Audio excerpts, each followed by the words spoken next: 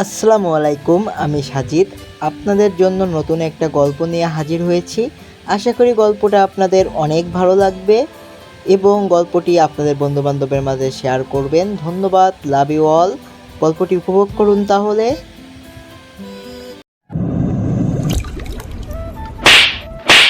একটা মেয়ে ২-৪টা চর বসিয়ে দিল আমার গালে। আমি উপরে তাকানোর আগেই মেয়েটা আমাকে বলতে শুরু করলো, সুন্দরী মেয়ে দেখলে শরীর ঠিক থাকে না? শরীরে হাত দিতে ইচ্ছে করে? মেয়েদেরকে তো ইফটেজিং ভালোই করস। বাসায় মা বোন নাই নাকি? মা বোন থাকলে তো আর বাইরে মেয়েদের সাথে ইফটেজিং করতি না। কিভাবে যে এই লুচ্চাগুলো ভার্সিটিতে চান্স পায় আল্লাহ ভালো জানেন। এক নিঃশ্বাসে কথাগুলো বলে থামলো মেয়েটা। আমি এতক্ষণে সামনে তাকাতেই ক্রাশ খেলাম মেয়েটার উপর। কিন্তু আমি মেয়েটার কথাগুলো কানে না নিয়ে দেখতে লাগলাম মেয়েটার সৌন্দর্যকে।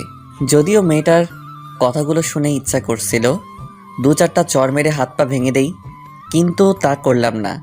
শুধু মনে মনে বললাম, পরে মজা বুঝতে পারবি সোনা, কার শরীরে হাত দিছো তুমি। তবে এর আগেও অনেককেই মেডিকেলে পাঠিয়ে দিছিলাম। আসলে কি হয়েছিল শুনেন মূল ঘটনা। আজকে আমার প্রথম ভার্সিটিতে আসা। আমি খুবই স্বাভাবিক ও সাধারণভাবেই ভার্সিটিতে আসলাম, কিন্তু সমস্যা হলো আমি মাথা নিচু করে গেট দিয়ে ঢুকতেছিলাম। এমন সময় একটা মেয়ে নিজ ইচ্ছায় এসে আমার সাথে ধাক্কা খেয়ে আমাকে, উপরে যা পড়েছেন তাই বারবার বলা যাবে না, কারণ আমার তো মান সম্মান আছে তাই না। ভালো করে মেয়েটার পুরো শরীর একবার দেখে মাথার মেমোরিতে কপি করে রেখে দিলাম। তারপর আমি কোনো কথা না বলেই ওখান থেকে চলে আসলাম আর আমার ক্লাসরুম খুঁজতে লাগলাম। অবশেষে পেয়ে গেলাম আমার ক্লাসরুম। আমার নাম পলক, এবার অনার্স প্রথম বর্ষে পড়ুয়া এক ছাত্র। এখন এর চেয়ে বেশি কিছু বলার প্রয়োজন নেই। গল্প পড়তে থাকেন, এমনিতেই জানতে পারবেন। এর মাঝে রহস্য তো আছেই। আমি ক্লাসে বসে আছি, স্যার ক্লাসের সবার পরিচয় নিতেছেন আর আমি ফোন টিপতেছি পিছনের বেঞ্চে বসে। হঠাৎ সামনে চোখ যেতেই ওই মেয়েটাকে দেখলাম, আর দুজনের পরেই সে তার পরিচয় দিবে, তাই আমি আর ফোন না চেপে ওর দিকে তাকিয়ে থাকলাম। অবশেষে সে পরিচয় দিল, তার নাম শারমিন। বাসা ভার্সিটির পাশেই বলতে হয়। বাবা বিদেশ থাকে আর মা বাসায় থাকেন। আর শারমিনের কোনো ভাই বোন নেই। একটু শুনেই আমি আবারও ফোন চাপতে শুরু করলাম। আমি ভালো ছাত্র নাকি খারাপ তা আমি বললাম না, আপনারা এমনিতেই জানবেন। নিজের প্রশংসা নিজে না করাই ভালো।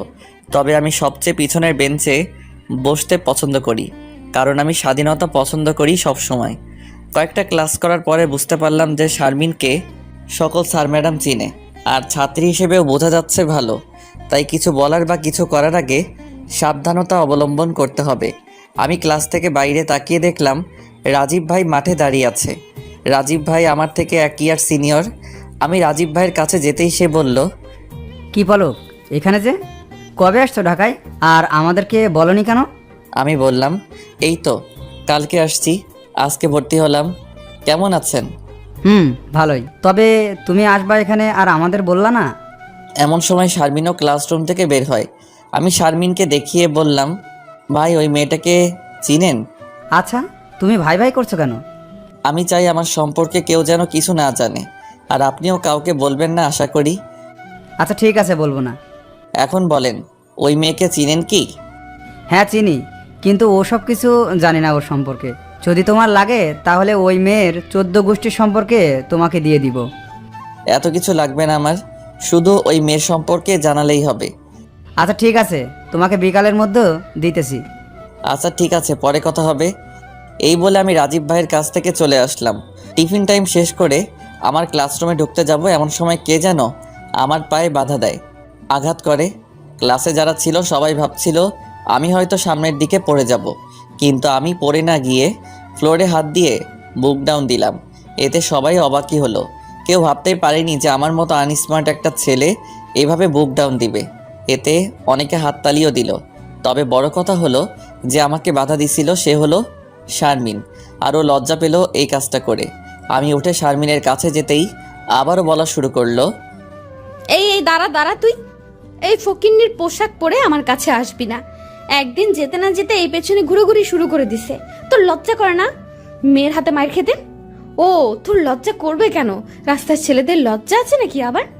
শারমিন এগুলো বলতেছে আর আমি দাঁড়িয়ে হাসতেছি, এই ভেবে যে আমার পরিচয় পেলেও দাঁড়িয়ে থাকতে পারবে না, আর কথা বলা তো দূরের কথা, আর কে কার পিছনে ঘোরাঘুরি করে তা দেখা যাবে। আমার হাসি দেখেও বলল, ওই হাসবি না একদম, আর একবার হাসলে তোর হাত পা ভেঙে দিয়ে মেডিকেলে পাঠিয়ে দেব। এমন সময় স্যার ক্লাসে আসলো, তাই আমিও কিছু না বলে আমার জায়গায় গেলাম। আর বাকি স্টুডেন্টগুলো যেন বিনামূল্যে সিনেমা দেখলো। আরও ভালো একটা সিনেমা দেখতে পারতো যদি স্যার ক্লাসে না আসতো। এভাবে কেটে গেল ভার্সিটির প্রথম দিন। পরের দিন সকালে ভার্সিটি আসার কারণে মাঠে একটাই বসে আছি। হঠাৎ লক্ষ্য করলাম 8-10টা মেয়ে আমাকে চারদিক দিয়ে ঘিরে ধরেছে, আর সবার মাঝে আমি বসে আর শারমিন দাঁড়িয়ে আছে। এমন সময় শারমিন আমাকে একটা লাথি দিতে ধরলো। তখন আমি তার আগেই উঠে শারমিনের মাথাটা ধরে গালে কিস করলাম। এতে সবাই অবাক হয়ে যায়। এরপর আমি আর কিছু না বলে 2টা মেয়েকে হাত দিয়ে সরিয়ে সোজা ক্লাসরুমে চলে আসলাম। কিন্তু ক্লাসরুমে এসে বেশিক্ষণ থাকতে পারলাম না, কারণ আমার 2 ঠোঁটে আটা ময়দা লেগেছিল। তাই ফ্রেশ হতে ওয়াশরুমে চলে গেলাম। আমি কিছু বুঝি না, সুন্দরী মেয়েগুলো কেন যে আটা ময়দা মাখে। আটা ময়দা না মাখলে মনে হয় মেয়ে জাতির কলঙ্ক হবে। আমি ফ্রেশ হয়ে এসে দেখি স্যার ক্লাসে চলে আসছে। এরপরে প্রথম ক্লাস করলাম। প্রথম ক্লাস শেষ হওয়ার সাথে সাথে পিয়ন আমাকে ডাক দিয়ে বলল আমাকে কলেজের প্রিন্সিপাল আমাকে যেতে বলেছে। আমি একটু অবাকই হলাম, কারণ আমি এমন কি করলাম যে আমাকে ডাকবে। আমি একটু ভাবলাম, তারপর মনে পড়ল যে সকালে তো শারমিনকে কিস করছি, সেজন্য ডাকছে নাকি। প্রথম ক্লাসে তো ওকে দেখলামও না। এরপর প্রিন্সিপাল স্যারের রুমে চলে গেলাম। গিয়ে দেখি শারমিন ওখানে দাঁড়িয়ে আছে, আর আমি স্যারকে সালাম দিতে গিয়ে দেখি রাশেদ স্যার। আমি স্যারকে সালাম দিলাম। স্যার সালাম নিয়ে আমাকে দেখার সাথে সাথে বলল, আরে পলক, তুমি এখানে যে? জি স্যার, আমি এখানে ভর্তি হয়েছি কালকে। স্যার আমাকে চিনে দেখে একটু অবাকই হলো। ও, ভালো করছো। স্যার। স্যার আমাকে ডাক দিয়েছেন নাকি? স্যার শারমিনকে বলল। কি তোমাকে? হ্যাঁ স্যার, এই সেই ছেলে যে সকালে আমাকে কিস করেছে। কি পলক, এ যা বলছে সত্যি কি? আমি বললাম, স্যার আপনার কি বিশ্বাস হয় আমি এমন কিছু করতে পারি? হ্যাঁ, তা তো আমি জানি তুমি এমন কিছু করতে পারো না, তোমার কোথাও ভুল হচ্ছে। শারমিনকে স্যার বলল। না স্যার, এই আমাকে আমার সাথে আমার বান্ধবীরাও ছিল, তাদেরকেও বলতে পারেন। স্যার শারমিনকে বলল, যা আমাকে বলছো এটা আর কাউকে বলো না। আমি পলককে ভালো করেই চিনি, ও একটা খুব ভালো ছেলে, পারলে ওর সাথে বন্ধুত্ব করো। আচ্ছা, তোমরা যাও এখন। আমি তো ভাবছিলাম স্যার আজকে আমার কি না কি করে তা ভেবেই পাচ্ছিলাম না, কিন্তু স্যার আমাকে যে এতই বিশ্বাস করে তা আগে জানতাম না। আসার সময় স্যারকে ধন্যবাদ দিয়ে আসলাম। এদিকে শারমিন মন খারাপ করে রেগে ক্লাসে আসলো, আর আমি রাজীব সহ কয়েকটা বড় ভাইদের সাথে কথা বলে ক্লাসে আসলাম। ক্লাসে এসে দেখি স্যার ক্লাসে চলে আসছে। স্যারকে আজকে প্রথম দেখলাম, তাই আমি সালাম দিয়ে বললাম, স্যার আসতে পারি? স্যার তখন সবার উদ্দেশ্যে বলল, ভালো ছাত্রের গুণ কি জানো তোমরা? গুণগুলো হলো সময় মতো সবকিছু করা, ক্লাস শুরু হওয়ার আগে ক্লাসে আসা, ফার্স্ট বেঞ্চে বসা, আরও অনেক কিছু বলল। এইদিকে দেখো, দেখেই তো মনেই হচ্ছে না যে এ ভার্সিটির ছাত্র। পোশাকের যা অবস্থা, চুলগুলো মনে হয় পাখির বাসা, মনে হচ্ছে কোথায় কামড়া দিতে এসেছে। স্যারের কথা শুনে খুব রাগ উঠলো আমার, কিন্তু নিজেকে শান্ত করে রাখলাম। এদিকে স্যারের কথাগুলো শুনে শারমিন ও ওর বান্ধবীরা বেশ মজা পেল আর হাসতেছে। এই ছেলে, এখন বাইরে আসো কেন? ক্লাসে আসো। স্যার আসতে বলার পরে আমি ক্লাসে ঢুকলাম আর শেষ বেঞ্চে বসলাম।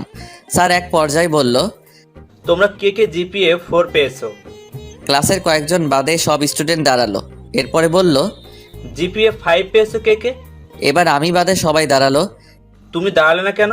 তুমি নিশ্চয়ই 2 অথবা 3 পয়েন্ট পেয়েছো। আমি দাঁড়িয়ে বললাম, না স্যার। স্যার বলল, তাহলে এর চেয়েও কম? আমি এবারও বললাম, না স্যার। স্যার বলল, তাহলে কত পেয়েছো তুমি? আমি বললাম গোল্ডেন A+। আমার কথা শুনে স্যার সহ ক্লাসের সবাই স্তব্ধ হয়ে গেল। আমি বিশ্বাস করি না। এই কথা শুনে আমি আমার ব্যাগ থেকে রেজাল্ট শিট বের করে দেখালাম। তারপরে স্যার বিশ্বাস করলেও বলল, হয়তো তুমি নকল বা প্রশ্ন পেয়ে পরীক্ষা দিয়েছো। যাক না কিছুদিন, তারপর না হয় দেখা যাবে তুমি কেমন। জি স্যার বলে বসে পড়লাম, এবং সাথে সাথে ক্লাসের টাইমও শেষ হয়ে গেল। স্যার বেরিয়ে যাওয়ার সাথে সাথে শারমিন আমার কাছে এসে বলল, কে তুই? তোর জন্য আজকে প্রথম কেউ আমি সত্যি কথা বলার পরেও বিশ্বাস করলো না। আমি আস্তে করে বললাম, আমি হলাম মোহাম্মদ পলক ইসলাম। শারমিন বলল, তা তো জানি, কিন্তু প্রিন্সিপালের সাথে তোর কিসের সম্পর্ক যে আমাকে অপমান করলো? আমি কি জানি, আমি তো স্যারকে কিছু বলিনি। আপনি তো সব কিছুই করলেন আর আপনি বাস খেলেন। কি বলি তুই? আমি বললাম আমি যা বলি একবারে বলি, দুইবার না। তুই আমাকে চিনস? এই তুই কে রে? তোর এত প্রশ্নের উত্তর দিব কেন? কি বললি তুই? ছোট মুখে বড় কথা। তোর বাবা শেখায়নি কার সাথে কিভাবে কথা বলতে হয়? তোর বাবা মায় তো মনে হয় কথা বলতেই জানে না। জানিস আমি চাইলে কি করতে পারি? বলে একটা চড় মারলো আমাকে শারমিন। আমি দুটা চড় মারলাম শারমিনের দুই গালে। আমি নিজেকে কন্ট্রোল করতে না পেরে ওকে চড় দিলাম, কারণ আমার মা বাবা কেউ কিছু বললে আমি ঠিক থাকতে পারি না। শারমিনের ভাগ্য ভালো যে ও ছেলে, না হলে আজকে ওকে মেডিকেলও ভর্তি করাতো না, এতটাই মারতাম। এদিকে শারমিন ফ্লোরে বসে ভ্যা ভ্যা করে কান্না করতেছে। এদিকে ক্লাসের সবাই আমাকে বলতেছে, পলক তুমি যা করছো একদম ঠিক করছো। ওই মেয়ের যা কথা আর ব্যবহার একদম ঠিক হয়েছে, আরও মারলে আরও ভালো হতো। এর কিছুক্ষণ পরে স্যার ক্লাসে আসলো। এসে দেখে শারমিন কান্না করতেছে। এমন সময় স্যার ক্লাসে চলে আসে আর বলল, কি হয়েছে এখানে? এত হইহুল্লোড় কেন?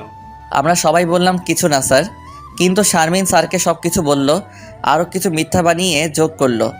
এতে স্যার রেগে আমাকে অনেক বকা দিল ও অনেক মারল। তবুও আমি আর কিছু বললাম না, আর স্যারের ভয়ে অন্যরাও কেউ কিছু বলল না। আমাকে স্যার মারার সময় শারমিন দেখছিল আর হাসছিল, এতে করে আমার আরও রাগ ওঠে। কিন্তু স্যার থাকায় চুপ করে থাকলাম। এইভাবেই কেটে গেল বেশ কয়েকদিন। প্রায় প্রতিদিনই আমার সাথে শারমিনের লাগে। হয়তো কখনো শারমিনের নিজের ইচ্ছায়, আবার কখনো দুজনের দোষেই হয়ে যায় ঝগড়া মারামারি। এর কারণে প্রায় প্রতিদিন স্যারদের বকা খাই আমি, কোনো দিন মাইরও খাই আমি। এটা এখন আর আমি কিছু মনে করি না, সব সময় হাসি খুশিতেই থাকি। আমিও শারমিনকে দেখতে পারি না আর শারমিনও আমাকে দেখতে পারে না। এর মধ্যে আমি শারমিনের সম্পর্কে সব কিছু পেয়ে যাই। বড়লোক বাবা মায়ের একমাত্র মেয়ে শারমিন। ওর বাবা বিদেশে থাকে, মা কিছু করে না।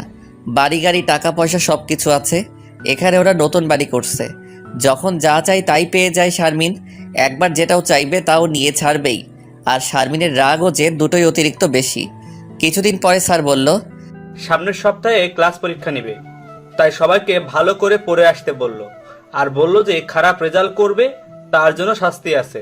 যে স্যার আমাকে একদিন অনেক কথা বলল সেই স্যার। এই কথা শুনে শারমিন ও ওর বান্ধবীরা খুবই খুশি হলো, কারণ আমার রেজাল্ট খারাপ হবে আর আমি শাস্তি পাবো। সেই জন্য আমি এখন ক্লাসে ঠিকমতো পড়া করি না, অল টাইম বড়দের সাথে চলাচল করি, আড্ডা দিই, ফাইজলামো করি ইত্যাদি।